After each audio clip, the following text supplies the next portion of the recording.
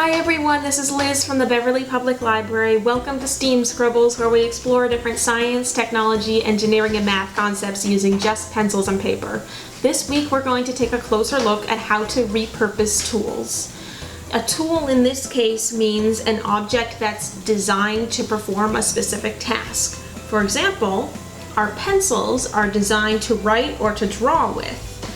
And repurposing a tool means imagining a different task that tool can do instead of the one it's designed for. So let's take a different tool instead of the pencil. Let's imagine a fork. So here's our fork. And when you see it, you immediately think, oh, well that's a tool that I use to eat with. There should be some food there. Maybe a nice big plate of spaghetti. You need a fork to eat spaghetti, right? Well, what if you came across a fork and you had never seen one before? What would you think to do with it? Maybe you would think to eat food with it, but maybe you wouldn't realize that and you would think it was for a different purpose.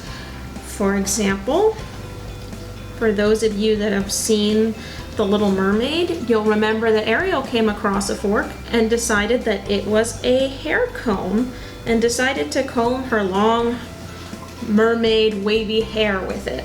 And that's not wrong, it's just not what a fork was designed to do.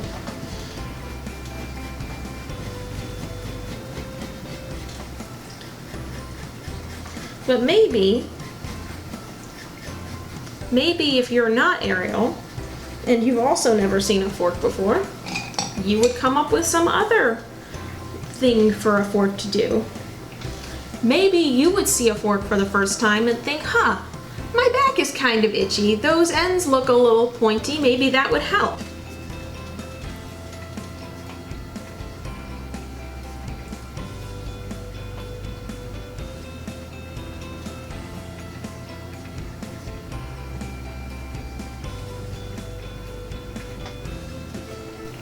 And there you go, the fork is now a back scratcher. So to repurpose a tool, all we have to do is look at the tool, look at the shape of it, and all of the different aspects of its design, and decide what we might be able to use it as based on that design. So we see the fork, and it's designed to eat with because it has those prongs on the end that are kind of sharp, so it can pierce the food if you're eating like steak, or you can twirl it because it has that handle, so it's easy to maneuver or move around, and you can easily move the food up and down from the plate. Ariel sees a fork and she notices that those prongs are far enough apart that they can separate knots in her hair if she combs through with it, and she notices that the fork is made out of a firm material that won't give if she puts some pressure on those really hard knots in that mermaid hair that she's got. And maybe you see that fork and you notice, well, that handle makes it easy for me to get at hard to reach places, and those kind of sharp ends are going to be nice to scratch with. So we each look at the same tool and we notice different aspects of the design that make it possible to use the same tool for different jobs. So now that we understand what repurposing a tool is and how we might go about doing it, let's think of a tool of our own. It can be anything you want. It could be a tool you'd find on a tool belt, like a hammer or a screwdriver. It might be something else you'd find in the kitchen, like a bowl or a hand towel. It could be something you don't even normally think of as a tool, like a doorstop or a bookmark. Any tool you like. I'm going to choose something simple so that it's easy for me to draw and easy for me to think of things to do with it. I'm going to choose a water glass.